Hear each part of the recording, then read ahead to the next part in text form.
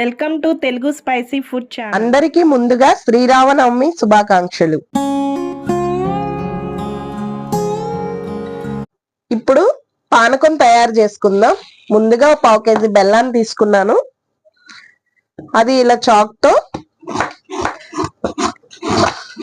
తురుముకుని పక్కన పెట్టుకుందాం.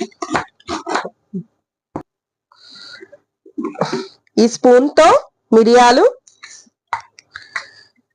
4 యాలకులు, మీ దగ్గర సొంటి పొడి ఉన్నా పర్వాలేదు, ఇదిగో లేకపోతే డ్రై జింజర్ వేసి అన్ని కలిపి కొంచెం కచ్చాబిచ్చాగా దంచుకుందాం. ఇలా బాగా కచ్చాబిచ్చాగా దంచుకున్నాను.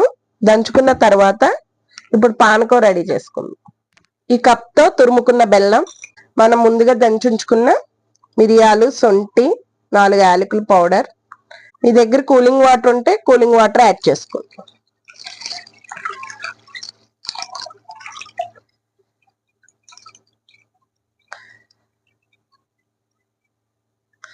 ఇప్పుడు మొత్తం అంతా కలిపి మిక్స్ చేసుకుందాం.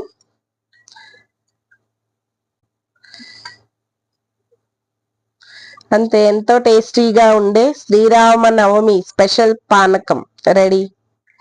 ఇప్పుడు ఒక గ్లాస్ లో తీసుకుని సర్వ్ చేసుకుందాం.